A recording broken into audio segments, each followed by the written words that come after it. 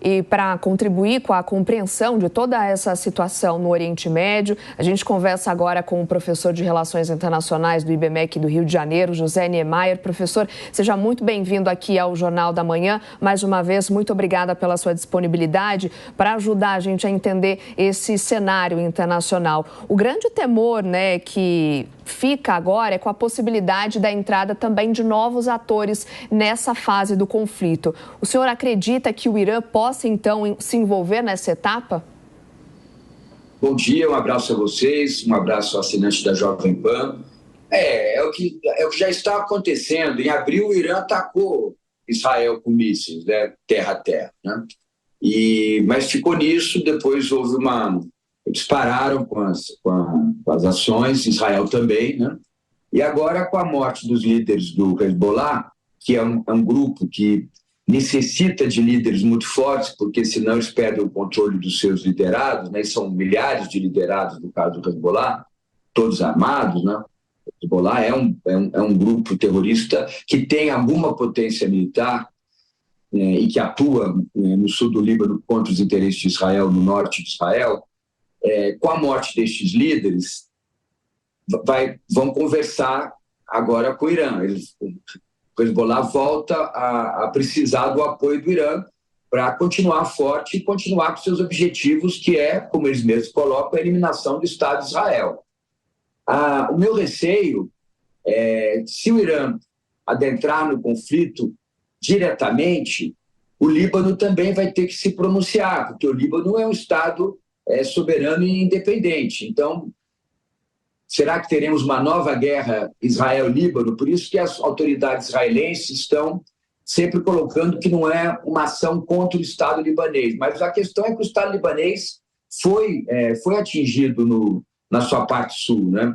Foi violada a soberania do Estado libanês, mesmo que isso tenha ocorrido em função do Hezbollah, que habita, e inclusive tem deputados no parlamento libanês, mas habita o sul do Líbano. Então, o grave, não apenas o Irã começar a ajudar diretamente o Hezbollah ou a causa palestina e atacar Israel, é que você também tenha o exército e as forças armadas libanesas entrando no conflito.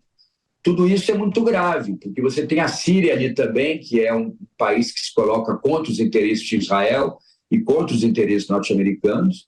Então, você pode ter na região, daqui a algum tempo, uma guerra regional com envolvimento de Israel, 2, 3 países inimigos de Israel, inimigos dos Estados Unidos, e também com a entrada dos Estados Unidos diretamente. Os Estados Unidos já alocaram alguns meios militares navais para aquela região, e os Estados Unidos pode também participar diretamente deste conflito e transformar um conflito que é entre um Estado, no caso Israel, e um grupo terrorista, que é o Hezbollah, como foi com o Hamas, que também é um grupo terrorista, transformar isso numa guerra entre Estados.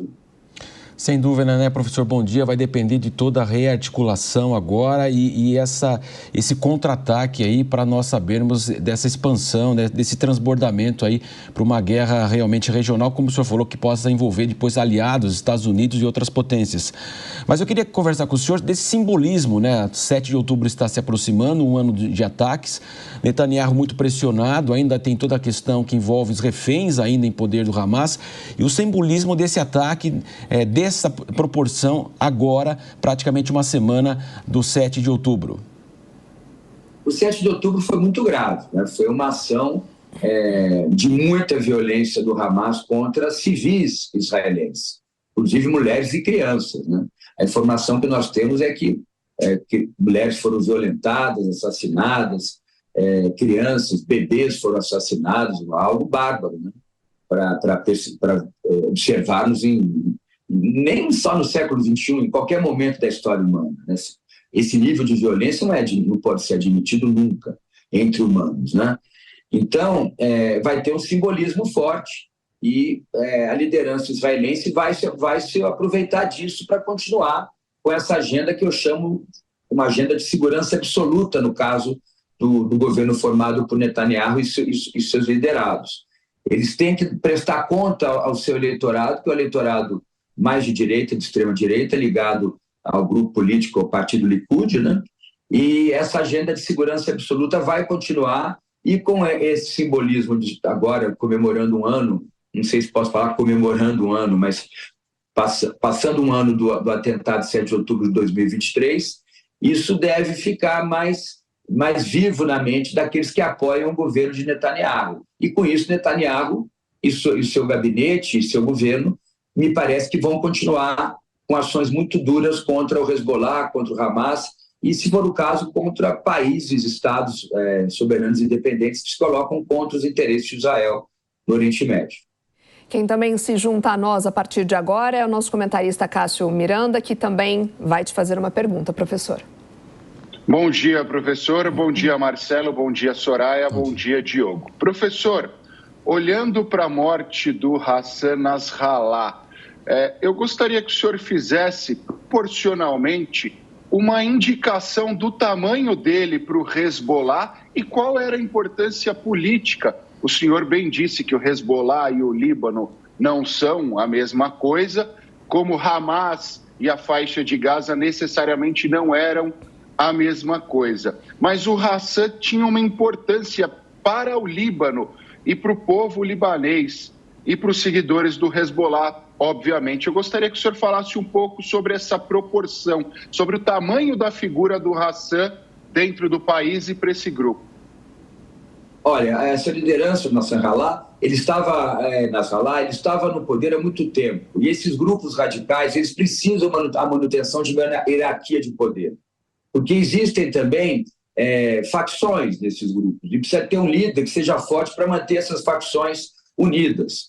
Nós não temos a informação exata de qual é a importância do Hezbollah para o Líbano, do ponto de vista político, do ponto de vista estratégico-militar, do ponto de vista econômico. Agora, sabemos, como eu disse aqui, que existe representação política de membros do Hezbollah no parlamento libanês. Eles ocupam algumas cidades, né? Então, é claro que nesses anos que se passaram, Nasrallah estava no poder, se não me engano, há 30 anos, ele deve ter criado uma estrutura política, de interferência política ou de troca de contatos políticos muito, muito forte com o governo libanês.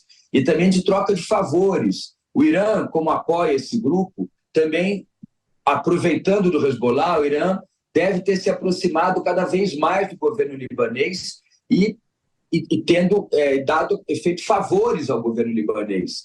Talvez mesmo na área econômica, né, de trocas, de construção de infraestrutura, de apoio militar, com certeza. Então, a gente precisaria saber mais qual é o peso, você colocou muito bem, qual é o peso da estrutura do Hezbollah e das suas lideranças na estrutura de governo do Líbano e também da vida social do Líbano, né?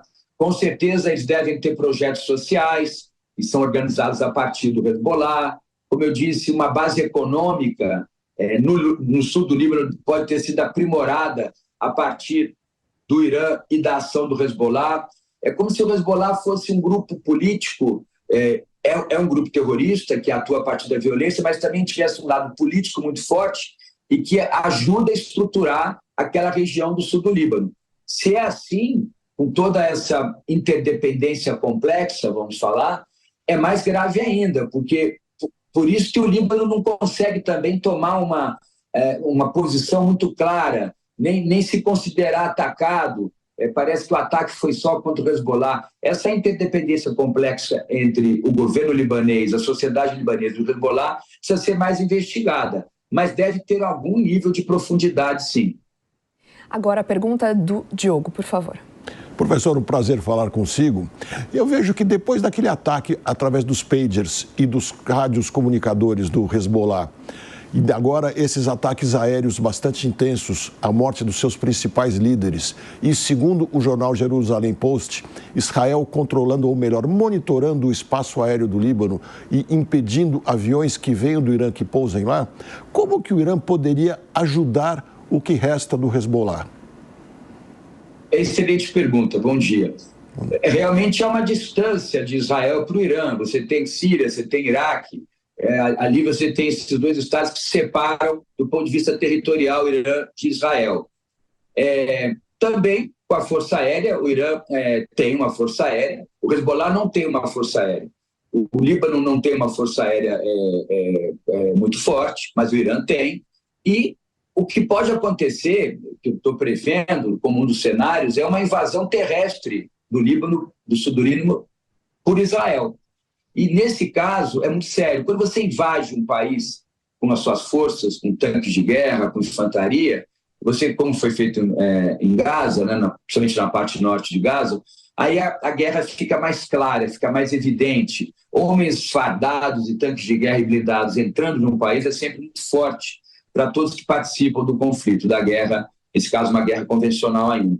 E aí, imagino que isso vai ser, vamos colocar entre aspas, um código para uma ação mais forte do Irã. Essa ação será com a sua força aérea, será com mísseis terra a terra contra principalmente o norte de Israel e mesmo contra cidades como Tel Aviv e outras cidades ao centro de Israel. O Irã vai atacar e também atacará, se acontecer uma guerra declarada entre Israel e Líbano, como eu estou falando, além da questão do Hezbollah, o Irã deve também partir para um posicionamento mais direto, também por terra. Mas volto a dizer, você tem ali o Iraque. O Iraque hoje é um Estado que tem uma conversa com os Estados Unidos, pós-guerra no Iraque, né?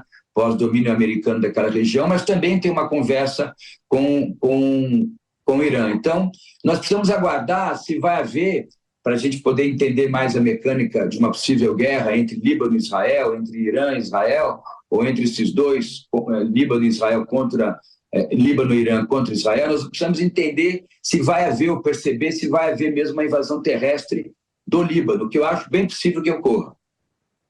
Conversamos com o professor de Relações Internacionais do IBMEC do Rio de Janeiro, José Niemeyer. Professor, mais uma vez, obrigada pelos seus esclarecimentos. Um excelente domingo para você. Até a próxima. Eu que agradeço, sempre um prazer falar com vocês. Um abraço a todo assinante da Jovem Pan.